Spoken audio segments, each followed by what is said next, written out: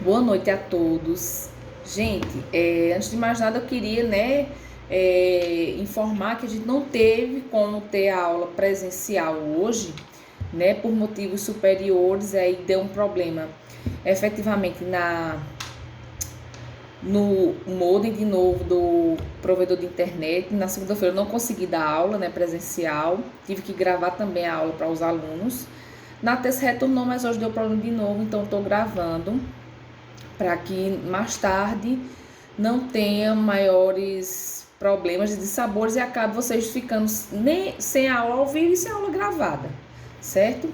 Então, eu estou gravando, efetivamente, dentro desses problemas técnicos, mas já repasso para vocês para que vocês não fiquem prejudicados, certo? Nas nossas aulas anteriores, né, nós estávamos estudando o recurso de apelação. Nós já vimos a parte da teoria geral e adentramos efetivamente nas espécies de recursos. A primeira espécie recursal que nós estudamos foi o recurso de apelação. E aí nós, antes de adentrar efetivamente a apelação, estudamos os recursos subordinados. Vimos que hoje, com a vigência do CPC 2015, temos como recursos subordinados tanto o recurso adesivo como a apelação do vencedor contra a decisão interlocutória, né? E aí nós vimos que existe isso porque hoje as decisões interlocutórias só pode haver recurso contra elas se elas estiverem previstas no rol do artigo 1015. E a decisão interlocutória que não estiver naquele artigo, ela não é agravável. Portanto, eu só posso recorrer dessa decisão no final do processo de conhecimento, quando eu for interpor a apelação. E aí a apelação ela serve tanto para discutir sentença como para discutir as decisões interlocutórias não agraváveis, né? E aí vimos que quando uma parte ela perde uma decisão interlocutória, mas ganha na sentença, ela não tem interesse recursal de ingressar com o recurso de apelação, porque ela foi vitoriosa na sentença. No entanto, quando a parte que perdeu na sentença, ela ingressa com uma apelação contra essa decisão judicial, no final do processo de conhecimento, surge para o vencedor da sentença, mas que perdeu na decisão interlocutória, o interesse recursal de apresentar a apelação como recurso subordinado, porque ele só vai manter esse interesse recursal se houver a reforma da sentença judicial, certo? E aí nós analisamos exaustivamente o que era recurso adesivo, quais eram as hipóteses de cabimento da apelação, o que seria essa apelação subordinada, e hoje ficou para a gente finalizar a parte de apelação, certo? Os requisitos da apelação, analisar modelo de apelação, e eu passei já um trabalho para que vocês fizessem. E aí eu quero combinar uma coisa com vocês. A parte que falta agora a gente ver de apelação é uma parte mais tranquila, né? Do que a gente estudou na aula passada, que tinha mais discussões a serem feitas e mais coisas a serem efetivamente explicadas. E aí eu vou finalizar nessa parte de apelação e já peço para que vocês façam o trabalho que já consta da plataforma, entreguem, enviem até a sexta-feira, certo? E aí, efetivamente, a gente marca para fazer a correção, tá bom? Pedindo para que vocês acompanhem, né, nos slides que já foram repassados para vocês na plataforma. O prazo para interposição da apelação obedece ao prazo único não, né? A regra geral para a interposição de recursos no Código de Processo Civil, que é o prazo de 15 dias úteis, né? Aliado efetivamente ao artigo 1003 com o artigo 219, ambos do Código de Processo Civil. A exceção a esse prazo de 15 dias seriam os entes, né, federativos, que é a Fazenda Pública, e a Fazenda Pública entenda-se por União, Estados, Distrito Federal e municípios e as suas respectivas autarquias ou fundações públicas de direito público, o Ministério Público, a Defensoria Pública e os litisconsortes com advogados distintos. Mas a questão dos litisconsortes com advogados distintos, eles só terão prazo em dobro para recorrer se a gente estiver falando de um processo físico, certo? Por quê? Porque quando abre prazo para que haja o recurso, e aí existe mais de um agente no polo passivo ou ativo da demanda, e esse polo é o que vai recorrer da sentença, e aí o processo físico fica um período de tempo com uma parte e um período de tempo com a outra, para que possam ler efetivamente a sentença, olhar novamente todos os documentos que tem no processo e redigir o recurso. Então, por conta disso, né, por existir ainda processos em meio físico, subsiste ainda essa norma de que, na questão de processos físicos, se houver litisconsortes com advogados distintos, o prazo também será em dobro, certo? Fora isso, o prazo será de 15 dias. Nessas exceções, o prazo será de 30 dias úteis. A petição, né, ela deve ser escrita, dirigida ao juízo que proferiu a sentença. Então, você não ingressa com a apelação direto no tribunal. Você interpõe a apelação no juízo de primeira instância ou no juízo que proferiu a sentença. Então, se a sentença foi proferida pelo juiz de Afogados da Engazeira, então você interpõe a apelação na comarca de Afogados da Engazeira, e aí o juiz vai intimar a parte contrária para prestar contrarrazões e depois remeter para o tribunal, certo? Artigo 1010 do CPC. A apelação interposta por petição dirigida ao juízo de primeiro grau conterá os nomes e a qualificação das partes. E aí, geralmente, o que é que a gente faz, né? Quando vocês forem fazer provas de concurso, provas da OAB, eu sugiro que vocês façam a qualificação completa, tal como a gente aprendeu na petição inicial. Porque eles vão exigir realmente para saber se vocês sabem como é que faz uma qualificação, etc. Na vida advocatícia, quando vocês estiverem trabalhando, é desnecessário fazer toda a qualificação novamente. Por quê? Porque a qualificação já consta ou da petição inicial ou da contestação. E aí não precisaria você levar toda aquela qualificação de novo na petição de recurso, certo? Mas se for um concurso ou uma prova, é bom que vocês coloquem. E aí o 1010 que tem que constar os nomes e a qualificação das partes, a exposição do fato e do direito, as razões do pedido de reforma ou de declaração de nulidade da decisão e o pedido de nova decisão. Então veja, não é tão diferente de uma petição inicial, mas tem as suas diferenças de formalidade e de conteúdo, certo? Nós já conversamos sobre isso quando estudamos a parte geral dos recursos. Vimos que a fundamentação jurídica de um recurso não é mais aquela fundamentação que a gente fez na petição inicial ou que a gente fez na contestação. Óbvio que a gente vai utilizar de argumentações feitas na instância ordinária, na primeira instância, para embasar nosso pedido de reforma ou de anulação da sentença.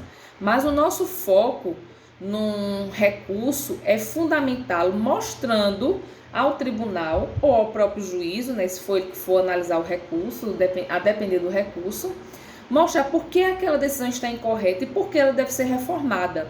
E aí, óbvio, a gente pode utilizar das fundamentações jurídicas utilizadas ou na contestação ou na petição inicial, mas tem que ter um plus, né? Tem que mostrar que aquela discussão jurídica efetivada em primeira instância, né, na contestação ou na petição inicial, tem que mostrar a distinção entre o que foi alegado e o que foi determinado na decisão e mostrar que, no caso, o que você está defendendo é juridicamente correto e precisa ser reformada a sentença ou ela apresenta uma irregularidade formal e precisa ser anulada, certo? Então, o foco no recurso é você combater a decisão judicial e não combater a petição inicial se for o réu ou combater a contestação se for o autor, certo? Tem que ter esse cuidado. E aí precisa, né, mostrar efetivamente quais são as razões que estão fazendo você pedir a reforma da decisão e as razões que estão pedindo para você ou decretar a nulidade, certo? E aí tem que haver um pedido expresso de uma nova decisão judicial, certo? É um recurso de fundamentação livre. O que quer dizer ser um recurso de fundamentação livre? Quer dizer que você pode alegar qualquer tipo de matéria na apelação. Lógico que respeitar os limites já existentes na demanda. Você não pode inovar em sede de recurso. Por exemplo, você na instância ordinária relata os fatos, diz que ocorreu um acidente automobilístico e aí você alega que houve danos materiais, mas não fala nada de danos morais, certo? E aí discute-se e o juiz julga improcedente. Quando você vai para a apelação, você diz, olha, a sentença deve ser reformada para reconhecer meu direito à indenização por recurso por danos materiais. E também existiu, né, danos morais que precisam ser ressarcidos. E aí você começa a argumentar a existência de danos morais, coisa que você não tratou e não fez nenhuma menção na instância ordinária. Isso não pode, certo? Você pode discutir qualquer coisa dentro do que foi já discutido na demanda. Com relação aos danos materiais, você pode alegar todas as matérias de direito referentes àquele fato que você já falou na petição inicial. Ou com relação a qualquer outro tipo de fundamentação que você já trouxe ao processo, você pode levar para ser rediscutido qualquer coisa na segunda instância, certo? Então, um recurso de fundamentação livre, né? E a gente já viu essas distinções na teoria geral dos recursos, né? O que é um recurso que não tem fundamentação livre? Por exemplo, é o recurso extraordinário para o Supremo Tribunal Federal, onde eu só posso discutir questões de constitucionalidade, né? Dentro daquelas hipóteses de cabimento prefixadas pelo texto constitucional. E aí ele tem fundamentação vinculada porque eu me limito, ou devo limitar-me a discutir apenas aquelas questões, certo? Efeitos da apelação. A apelação apresenta o efeito devolutivo, né? Como já vimos, todos os recursos apresentam esse efeito, que é o de devolver ao Poder Judiciário a discussão sobre aquela matéria. E aí, também já fizemos essa distinção entre o efeito devolutivo em profundidade e em extensão. Quando a gente fala o efeito devolutivo em extensão, que é o horizontal, nós estamos tratando efetivamente do efeito do recorte feito pela parte. E aí, utilizando outro exemplo, né? Se por algum acaso, na primeira instância, a parte autora alegou efetivamente que houve danos materiais e morais, e aí efetivamente perdeu, foi julgado improcedente a demanda, ele pode escolher recorrer apenas em relação aos danos materiais e não recorrer em relação aos danos morais. Veja que houve um recorte na extensão do que foi devolvido ao Poder Judiciário. Eu quero discutir somente em relação aos danos materiais, eu não vou recorrer dos danos morais. No entanto, com relação ao que foi recorrido em extensão, né, na parte horizontal, o tribunal, o órgão ad quem que vai julgar o recurso, ele pode analisar qualquer coisa. E aí é o que a gente chama de efeito devolutivo em profundidade ou vertical. Ele pode analisar qualquer questão de direito relacionada àquele fato, certo? Efeito suspensivo, previsto no artigo 1012, né, do Código de Processo Civil. A regra geral é que esse efeito ele se aplica à apelação, ou seja, quando eu ingresso com a apelação, a sentença judicial ela automaticamente fica com seus efeitos suspensos. Só poderá produzir efeitos depois de julgada a apelação e não poderei, em regra, realizar a execução provisória da sentença. No entanto, o próprio CPC ele prevê algumas exceções a essa regra, em que a interposição de uma apelação não ensejaria a aplicação de um efeito suspensivo à sentença ou decisão interlocutória não agravável. É um rol meramente exemplificativo, certo? Que podem existir outras hipóteses em que não se aplique o efeito suspensivo à apelação. E aí a gente tem no artigo 1021, parágrafo 1º, dizendo que seria quais são as exceções efetivamente a esse efeito suspensivo da apelação. O primeiro caso seria a sentença que homologa divisão ou demarcação de terras. Se uma sentença homologar divisão ou demarcação de terras, então nesse caso a sentença ela não vai ter seus efeitos suspensos pela interposição da apelação. Isso é o artigo 1012, tá, gente? Aí tá errado no slide, né? 1021 não, é 1012. 1012, parágrafo 1º. Segunda hipótese, sentença que condena a pagar alimentos. E essa sentença que condena a pagar alimentos, ela pode ser executada provisoriamente, de imediato, não suspendendo os efeitos da sentença judicial proferida com a interposição da apelação. Terceiro caso, sentença que extingue sem resolução do mérito ou julga improcedente os embargos do executado. Então, naqueles casos de julgamento sem resolução de mérito, como já vimos, a sentença ela faz efeito desde logo, mesmo que a gente entre com uma apelação contra aquela decisão judicial, ela vai continuar fazendo efeitos, não suspende-se os efeitos, certo? Ou quando a gente está na parte de execução e entra-se com os embargos, né? Execução, e esses embargos são julgados improcedentes.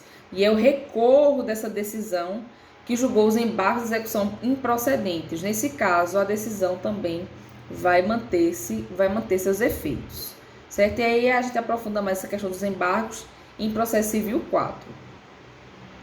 Sentença que julga procedente o pedido de instituição de arbitragem. E aí, por uma razão óbvia, né? Se a gente julga procedente o pedido de instituição de arbitragem, aquele juízo, ele vai se tornar incompetente para julgar aquela demanda. E aí, se for interposta uma apelação contra essa determinação em sentença judicial, efetivamente a sentença produzirá seus efeitos independentemente da apelação. Sentença que confirma, concede ou revoga tutela provisória. E aí, por exemplo, se durante o procedimento foi concedida tutela provisória e aí se fixou alimentos provisórios para serem pagos efetivamente o menor, né, que está sendo representado pela genitora, digamos, no processo judicial. E aí o juiz determina em tutela de urgência alimentos provisórios para aquela criança. Se a sentença ela revoga essa tutela provisória ou se confirma a tutela provisória concedida anteriormente, ela vai produzir seus efeitos. Se for interposta a apelação, não suspende esses efeitos. Também, e aí por isso que é muito importante, né, vocês prestarem atenção nisso. Quando a gente faz um pedido de tutela provisória, de urgência ou cautelar, e o juiz, ele diz que não vai se manifestar sobre esse pedido, vai esperar que o réu fale, e aí vai passando o tempo e o juiz não se debruça sobre esse pedido de tutela provisória. Quando chega na sentença, o que é que a gente, como advogado, deve fazer? A gente, nas razões finais, deve ressaltar a necessidade do magistrado analisar o pedido provisório, mesmo que já em sentença. E aí vocês podem me perguntar, mas professora, não tem sentido, né? Passou o processo todinho, o juiz não concedeu a tutela provisória, já está na sentença. Se ele for julgar procedente, já é uma decisão, digamos assim, com maior caráter de definitividade pela cognição exauriente existente. Existe diferença sim, porque se o juiz proferir a sentença judicial julgando procedente e nessa mesma sentença ele conceder a tutela provisória requerida, essa decisão vai produzir efeitos mesmo que a outra parte interponha uma apelação. E aí por isso que é importante, né, haver esse pedido em razões finais, ou se o juiz não analisar isso, entrar com embargos de declaração diante da omissão, para que conste na sentença judicial a concessão da tutela provisória para que a apelação da outra parte não tenha efeito suspensivo sobre aquela decisão, certo? Então, e por fim, sentença que decreta a interdição. Essas são as exceções, né? Essas exceções são aquelas, como já falamos, quando eu ingresso com a apelação e essa apelação não suspende os efeitos da decisão judicial. No entanto, mesmo nesses casos, é possível que se aplique efeito suspensivo à sentença. Só que esse efeito suspensivo vai ser aplicado não op legis, ou seja, não automaticamente de acordo com previsão legal, mas op iudicis. O juiz vai analisar o processo, ver se realmente é um caso que necessita suspender os efeitos e aí, verificado isso, ele vai conceder o efeito suspensivo caso a caso, nesses casos excepcionais. Então, só recapitulando. Regra geral, a apelação tem efeito suspensivo. Então, interpôs a apelação, suspende os efeitos da decisão recorrida e ela não vai poder produzir efeitos. Exceções previstas no artigo 1012, parágrafo 1º. Nessas exceções, a apelação ela não tem um efeito suspensivo, ou seja, eu vou apelar, mas aquela decisão vai poder ser executada. No entanto, a exceção das exceções, os parágrafos 3º e 4º do artigo 1012 do CPC prevê que mesmo nesses casos excepcionais, em que a apelação não tem efeito suspensivo op legis, o juiz pode, analisando o caso concreto, atribuir efeito suspensivo à apelação e retirar aquele efeito para execução provisória da decisão judicial recorrida, se atendida a alguns requisitos. E o que é que os parágrafos 3º e 4º nos dizem? Artigo 1012, parágrafo 3º. O pedido de concessão de efeito suspensivo nas hipóteses do parágrafo 1º, ou seja, das exceções, poderá ser formulado por requerimento dirigido ao tribunal no período compreendido entre a interposição da apelação e sua distribuição, porque a gente não sabe quem é o relator ainda, ficando o relator designado para seu exame prevento para julgá-la, ou ao relator se já foi distribuída a apelação. Então, a gente faz o pedido de efeito suspensivo não mais ao juiz aquor, mas lá no tribunal. Diretamente ao tribunal, se a gente não sabe ainda quem é o relator, ou diretamente para o relator quando já foi distribuído. Parágrafo 4º. Nas hipóteses do parágrafo 1º, a eficácia da sentença poderá ser suspensa pelo relator se o apelante demonstrar probabilidade do provimento do recurso ou se, sendo relevante a fundamentação, houver risco de dano grave ou de difícil reparação. Então, vejam que se eu demonstrar que há probabilidade de procedência da apelação, de provimento da apelação ou perigo de grave dano ou difícil reparação, eu posso conseguir a aplicação de efeito suspensivo àquela apelação nos casos do parágrafo 1º, certo? Gente, eu vou encerrar o vídeo aqui para não ficar muito grande e a gente continua no próximo vídeo.